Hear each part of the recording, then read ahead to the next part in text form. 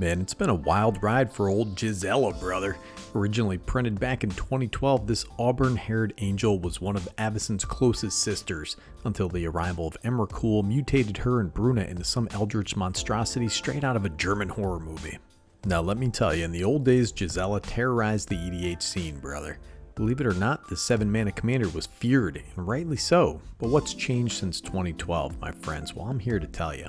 But first, bend down close to the screen and locate the subscribe button and the like button, okay? Tap them in with your nose, alright?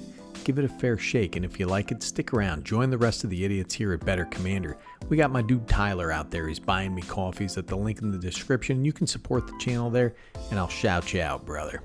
Oh man, check out this beast. Gisela, Bladed Gold Knight. 4 red and a white for a legendary creature angel. It's a 5/5 with flying and first strike. If a source would deal damage to an opponent or a permanent an opponent controls, that source deals double that damage to that player or permanent instead.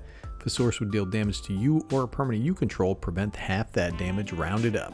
So listen man, this is a 5/5 for 7 mana. Seems a little subpar, but that second ability effectively makes her doubly big.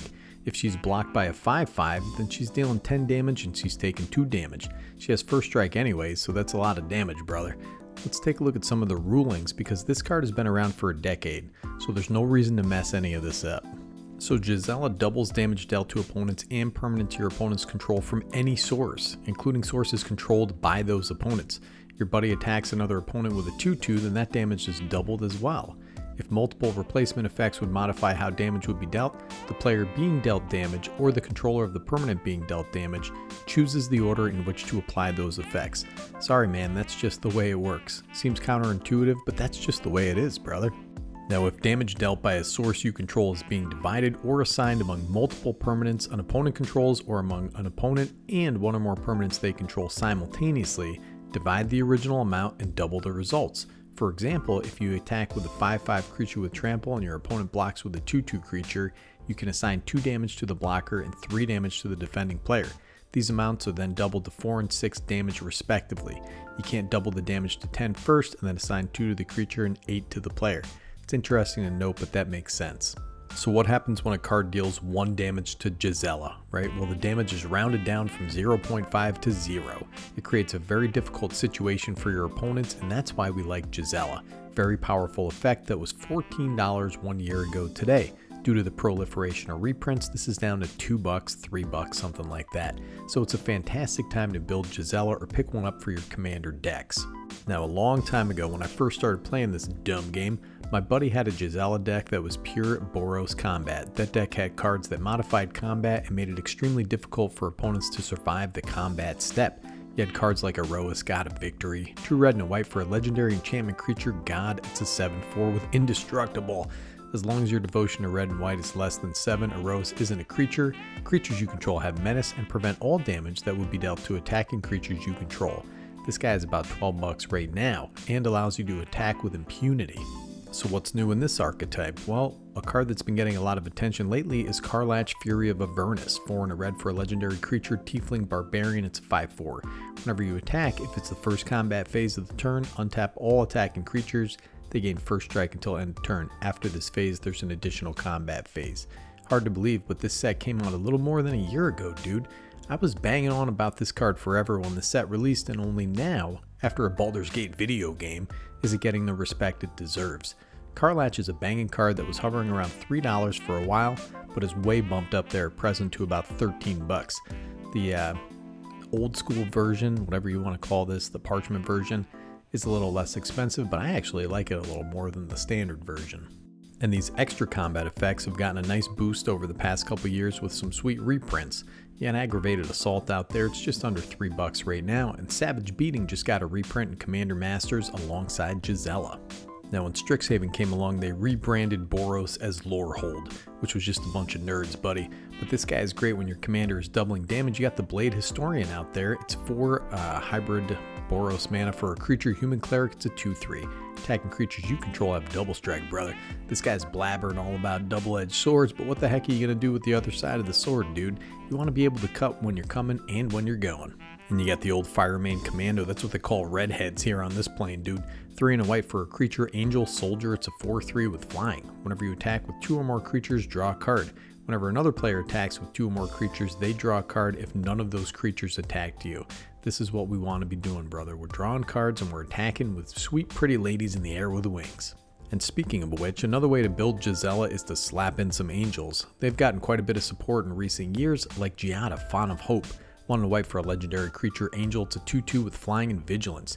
Each other angel you control enters the battlefield with an additional +1/+1 counter on it for each angel you already control. Has tap, add white, spend this mana only to cast an angel spell. Yeah, you'll never take me alive, copper, shay? New Capenna had flapper angels, dude. This is where Magic has gone since 2012, brother. We got some flappers out there.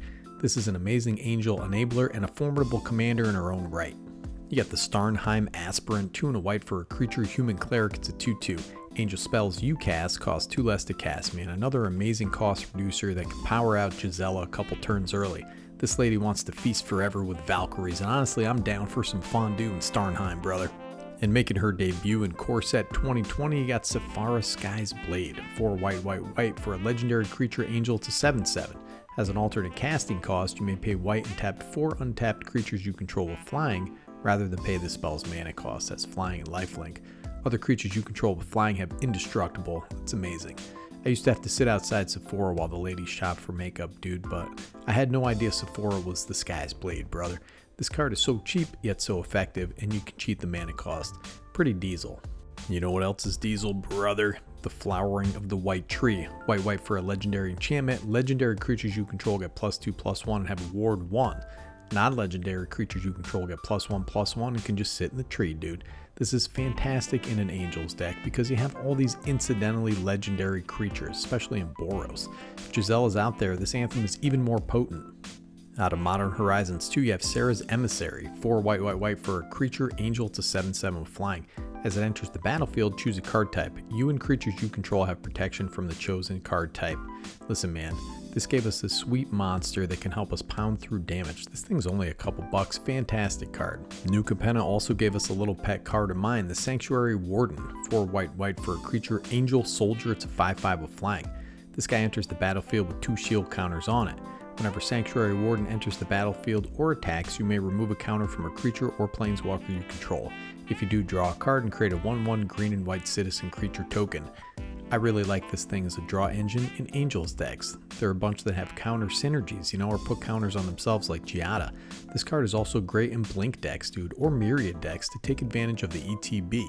But enough about Angels, dude. We want to talk about Burn, and Gisela is a pretty awesome Burn commander. The ability to double up damage in the command zone, it doesn't specify that it needs to come from a creature source, brother. So you got Soulfim out there, 2 red for a legendary creature, Phyrexian Horror. It's a 5/4. If a source you control would deal non-combat damage to an opponent or a permanent that opponent controls, it deals double that damage to that permanent or player instead.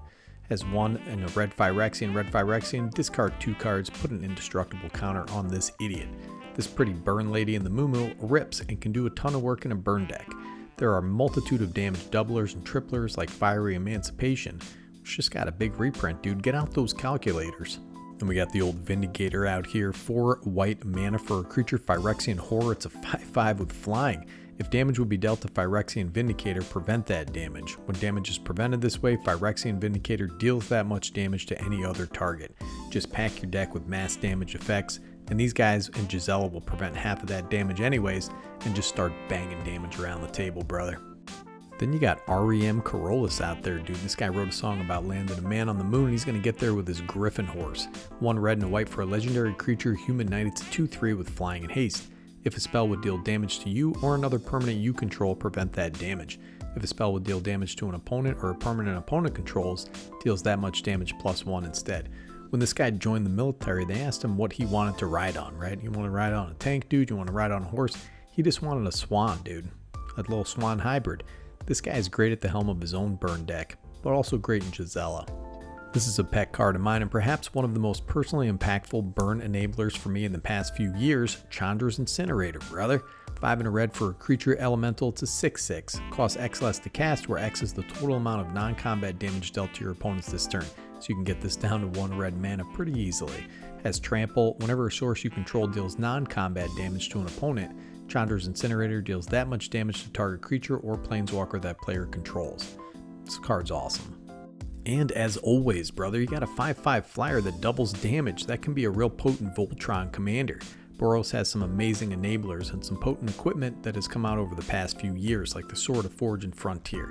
3 generic mana for an artifact equipment. Cripple creature gets +2/+2 and has protection from red and from green. Whenever this guy deals combat damage to a player, exile the top 2 cards of your library. You may play those cards this turn, and you may play an additional land this turn as equipped for 2. This thing has come up to about $8. The cool thing about protection from red is that the creature can't be damaged by sources with the specified quality. So if you're running mass damage effects like Earthquake, your creature will be immune to that damage. So you have the base version, which is about $2, and you have the sweet profile picture, which is about $3. Fantastic for your budget commander decks as a commander or as part of the 99 in a Boros combat deck, dude.